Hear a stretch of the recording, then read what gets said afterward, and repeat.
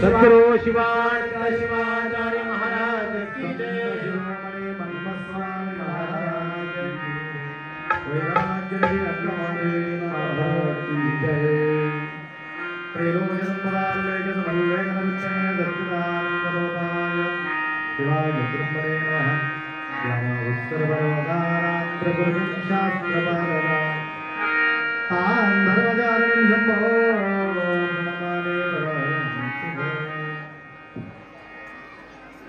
वागर्थ दिवस संपृक्तो वागर्थ प्रतिपत्तये जगदपितरो वंदे पार्वती परमेश्वर। त्रिकाल वंदनीय प्राप्त स्मरणीय परम पूज्य शतस्थल ब्रह्मी सद्गुरु बसवलिंग शिवाचार्य गुरुमौली सुक्षेत्राधिपती शिवलिंगेश्वर भगवान प्रतिवर्ष वार्षिक महोत्सव यात्रा महोत्सवाच्या निमित्त आपण अखंड शिवनाम सप्ताह साजरी करत आहोत। या अंतर्गत परमरहस्य ग्रंथाचा पारायण, शिवपाठ, गाथा भजन आणि या वर्षीचा जो आगळा वेगळा कार्यक्रम सायंकाळी 6 वाजता 6:30 वाजता सर्व भक्त मंडळी शिवकथा श्रवण करण्यासाठी आपण उपस्थिती राहिला असेल आपला भाग्य खुलून जाईल। कारण आज 2 महान कलाकार या ठिकाणी आगमन झालेले आहेत आणि काल रात्री पूजा मस्कले की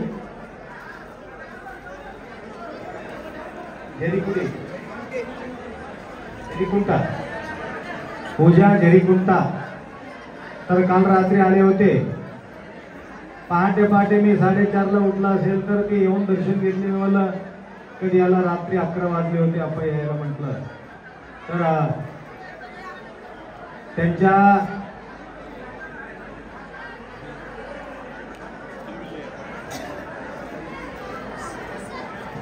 पहाटे त्यांच्या कला ऐकण्याचा वेळ मला मिळाला त्या ठिकाणी। कारण विदेश अमेरिका लंडन जपान तिकडचे लोक इंटरनेटमध्ये त्यांच्या गाणं ऐकत होते। म्हणजे सकाळी 5 वाजल्यापासून 8-9 वाजेपर्यंत त्यांचे क्लासेस चालतात। भयानक सुंदर गीत म्हणतात त्याने आणि आज त्यांना बोलवायला म्हणजे फार कठीण आहे। परंतु मला माहिती नव्हतं हे पाठ घेणार आहे नेटवर्कमध्ये त्यांचे काम आहे मला माहिती नव्हतं. मी म्हटलं सहज म्हटलं सप्तामध्ये तुला 7-8 दिवस राहावं लागते म्हणून मी उगं म्हटलं. गुरुमावलीला गोष्ट ओलांडता येत नाही म्हणून त्यांनी आवर्जून उपस्थित राहिल्यावर आज कळालं की त्यांनी सगळं विदेशमध्ये त्यांच्या भारतात बसून विदेशीला संगीत शिकवित आहे. तर तसा पूजा देवी या ठिकाणी आम्हाला भेटलेले आहे. तर पूर्वीपासून संगीता लेकराचं तुम्हाला सगळ्यांना माहिती आहे, तो नामवंत कीर्तनकार आहे. यावर्षी आपल्या या तमलूर गावी त्यांच्या कथा शिवकथा ठेवलेली आहे संगीताताईचं. रात्री कीर्तन ऐकायला कोणी येणं गेले म्हणून आम्ही थोडं परिवर्तन केलं. कारण 6 वाजल्यापासून 9 वाजेपर्यंत या ठिकाणी कार्यक्रम चालत राहतात आणि 9 वाजता संपल्याबरोबर सगळ्यांना प्रसादाचं व्यवस्था या ठिकाणी ठेवलेली आहे. म्हणून ज्या प्रकारे दुर्गा माताचा आरती होईल, गणेशांच्या आरती होईल, आरतीचं झाल्याबरोबर महाराजांचं प्रवचन ज्या प्रकारे होत होती त्या प्रकारे कथा संपल्याबरोबर कथाच्या नंतर आपल्या प्रवचन सुद्धा या ठिकाणी तुम्हाला लाभणार आहे. त्याकरता 6ला यायचं, 9 वाजेपर्यंत या ठिकाणी राहायचं, कीर्तन म्हणजे शिवकथा ऐकायचं, प्रवचन ऐकायचं, नंतर प्रसाद करून आपलं जीवन कृतार्थ करून घ्यायचं नित्य नियमावली आहे. आणि या वर्षीचा विशेष सोहळा म्हणजे या ठिकाणी सद्गुरू बसवलिंग शिवाचार्य गुरुमाऊलीचा मूर्ती या बॉक्समध्ये घेऊन आलेले 2-3 मूर्ती आहेत. गुरु महाराजांचे 2 मूर्ती आहेत आणि बाळू मामाचं 1 मूर्ती आहे. 3 मूर्ती तयार होऊन या ठिकाणी आलेले आहेत. तर मूर्ती प्राण प्रतिष्ठापनासाठी बोधन निजामाबाद डिस्ट्रिक्ट राजयप्पा स्वामीचा संघ या ठिकाणी 4-5 मुलं या ठिकाणी उपस्थित झालेले आहेत. जलादिवास, धान्यदिवास, फुलादिवास संपूर्ण देवाला वास या ठिकाणी करून संस्कार देऊन मूर्ती प्राण प्रतिष्ठापना होणार. महाराजांचं बी मूर्ती प्राण प्रतिष्ठापना होणार. आणि आता हे एवढ्याला काम संपलेले नाहीये. तर जून 4 म्हणजे सद्गुरू बसवलिंग शिवाचार्य गुरु महाराजांचा पुण्यस्मरण निमित्त 2 जगद्गुरू या ठिकाणी तमलूर नगरी उपस्थित होणार आहे. 2 जगद्गुरू. एक केदार पीठाचे जगद्गुरू डायरेक्ट केदारला त्यांनी दरवाजा उघडून 1 महिना त्या ठिकाणी राहून तदनंतर तिथला सोन्याचं टोप जे असते त्या केदारेश्वराचा जो पीठावरती ठेवलेले सोन्याचा मुकुट तिथं ठेवून त्यांच्या डोक्यावरती ते ठेवतात आणि तेच मुकुट धारण करून तमलूर पर्यंत त्यांनी इथे येणार आहे. आणि या ठिकाणी गावामध्ये अष्टपल्लकी उत्सव होणार आहे. म्हणून आडवी पालखी जाणं शक्य नाही गावात. म्हणून बस स्टँड पासून मठापर्यंत का येण्यापर्यंत आपला आडवी पालखी त्यांच्या काढायचा आहे. म्हटलं सांगायचं तात्पर्य आता कळस स्थापना नाही, फक्त लिंग स्थापना आणि मूर्ती स्थापना आहे. कारण आम्हाला दर्शन घेण्यासाठी मोकळं व्हावं म्हणून आम्ही लवकरात लवकर हे नियोजन केलेले आहे. हे सेवा करणारे ज्योती सूर्यकांत अलमाजे औराद जो मोठा कॉन्ट्रॅक्टर आहे त्यांनी जवळजवळ 4.5-5 लाखाच्या मूर्ती या ठिकाणी त्यांनी आम्हाला उपलब्ध करून दिले. टाळी वाजवा त्यांच्यासाठी. 1 मूर्ती चिखलाचा बनवून आम्हाला दाखविण्यासाठी 80,000 रुपये घेतले चिखलाचा मूर्ती तयार करून दाखवायला. तदनंतर पहिले गडबड काय झाले, त्यांना मूर्ती तयार झाल्यावर आम्हाला फोटो पाठवून दिला, आम्हाला पसंत पडलं गेले. शिवलिंगराव म्हटलं हे मूर्ती आम्हाला पटणं गेले. ठीक आहे बापू, पटायचं असलं तर कसं करावं लागते, 2 लाखाचा मूर्ती त्याला बाजूला ठेवावा लागला. तदनंतर 80,000चा मूर्ती चिखलाचा मूर्ती तयार त्याला करावं लागला. नंतर आम्हाला पटल्यावर आम्हाला ओके म्हटल्यावर हे मूर्ती नवीन दुसरं एक तयार करावं लागला. म्हणून त्याला करायला जवळजवळ बरेचसे गडबड गोंधळ झाले. तर हे मूर्ती निर्माण बॉक्समध्ये ते आलेले आहेत. तर आता काढणार आहे, संस्कार होणार आहे.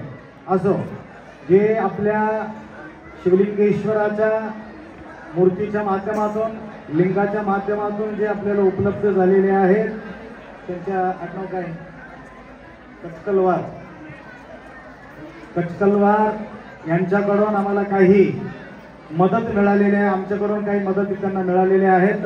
या प्रकारची सेवा त्यांच्या या ठिकाणी लाभल्यामुळं आज भव्य मूर्ती आणि हे मूर्ती बनविण्यामध्ये त्यांना भयानक अवघड झाले. नंतर मला फोन केला, आप्पा मूर्तीचं होत नाही, काय करो. मी मला आंघोळ केल्याशिवाय तुझं मूर्तीच होत नाही म्हणून म्हटलं. म्हणून दररोज त्याला आंघोळ करून नारळ फोडून दररोज त्याला मूर्ती तयार केला. तेव्हापासून साक्षात नंदी इथं येऊन बसलेले आहे. या प्रकारच्या मूर्ती या ठिकाणी तुम्हाला पाहायला मिळते. सांगायचं तात्पर्य एवढा सुचिरभूत होऊन मूर्तिकार त्यांनी मूर्ती निर्माण केलेली आहे. तर स्थापना होणार आहे. बरीचशी वेळ झालेली आहे. छोटे छोटे लेकर आहेत, त्यांना भूक लागला असेल. 9 वाजता येऊन या ठिकाणी बसलेले. प्रवचनाला वेळ नसल्यामुळं संध्याकाळी शिवकथा झाल्यानंतर आम्हाला वेळ भेटलं तर आम्ही प्रवचन करणार आहे. तर असो, तर या ठिकाणी आज देवकट्टे, काय नाव त्यांचे, शंकररावजी देवकट्टे यांना आज मी त्यांना सांगितलं आमचा अखंड शिवनाम सप्ताह आहे. आजचा प्रसाद तुमच्याकडून. देवकट्टे म्हणाले, आप्पा कितीही पब्लिक येऊ दे, त्यांच्या सेवा करण्याची शक्ती तुम्ही आम्हाला कृपा करा, मी सेवा करतो. म्हणून आज संपूर्ण टोटल या ठिकाणी सेवा करण्याचा जो संधी पहिले सेवा करण्याचा संधी शंकरराव देवकट्टे यांना या ठिकाणी भेटलेले आहे. आज नवीन वधूवर फार सुंदर रीतीने फार भव्य मंडप या ठिकाणी सजवून त्यांनी सेवा केलेली आहे. तर त्या भक्तांना सुद्धा गुरुमाऊलीचा आशीर्वाद निरंतर लाभो. व तसेच बाळूमामाचा मूर्ती आणि सद्गुरू बसवलिंग शिवाचार्याच्या मूर्ती आणि शिवलिंगेश्वर भगवंताच्या मूर्ती या 3 मूर्तीचा प्राण प्रतिष्ठापना उद्या संपन्न होणार आहे. त्याकरता सगळ्यांनी उद्या कार्यक्रमाचा वेळेला सगळ्यांनी उपस्थित राहून कार्यक्रमाचा शोभा वाढवा. उद्या सकाळी 8-9 वाजता या ठिकाणी सज्ज होऊन तुम्ही पारायणाला बसा, नाश्ता वगैरे करून. तदनंतर पारायण होईल. पारायणाच्या नंतर अजून प्रसादाची व्यवस्था होईल.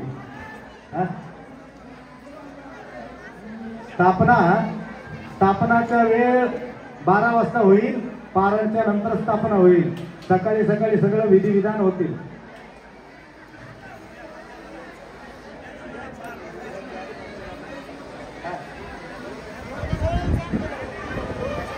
उद्या 4 तारीख सोमवार, आज रविवार आहे ना, उद्या सोमवार आहे, 4 तारीख आहे. उद्या सकाळीपासून सगळं क्रिया संपन्न होणार आहे. आणि सकाळी सकाळी तुम्ही या ठिकाणी 9 वाजता येऊन हजर राहा. आणि त्या मूर्तीच्या खाली काही पैसे द्यावा लागते, सोनं द्यावं लागते, चांदी द्यावं लागते, हिरा द्यावा लागते, मोती द्यावा लागते आणि तुम्ही बी द्यावं लागते. मला का तुमचं मन बी द्यावं लागते. म्हणून भरपूर संख्या या ठिकाणी असेल तर या ठिकाणी शोभा वाढणार आहे. तर इकडे पारायण चालू होतील, तिकडे संस्कार आपण करत राहतो. सगळं संस्कार झाल्यानंतर आरती, ते आरती हे आरती एकदाच त्या ठिकाणी होतील. होम हवन पूजा सगळं जे काही होणार आहे. आता होम सुरू होणार आहे. आले का माता तिथे कचकलवार काय तिथे? कचकलवारचे परिवार या ठिकाणी येणार आहे. आल्यानंतर कार्यक्रम या ठिकाणी सुरुवात होईल. एवढा अपेक्षा व्यक्त करतो आणि 2 शब्द या ठिकाणी विराम करू. पहिले आरती झालेली आहे. गडबड गोंधळ न करता ज्यांना भूक लागला डायरेक्ट पहिले जेवण करा. ज्यांना भूक लागला नाही त्यांनी दर्शन घ्या. सांबदे नमः पार्वतीश्वर. आणि विशेष म्हणजे बराच दिवसाच्या नंतर आमच्या या संगीत दरबाराला गजाननराव भंडारे या ठिकाणी त्यांच्या उपस्थिती मिळालेला आम्हाला लाभलेली आहे. सगळ्यांनी त्यांच्यासाठी जोरदार टाळी वाजवा.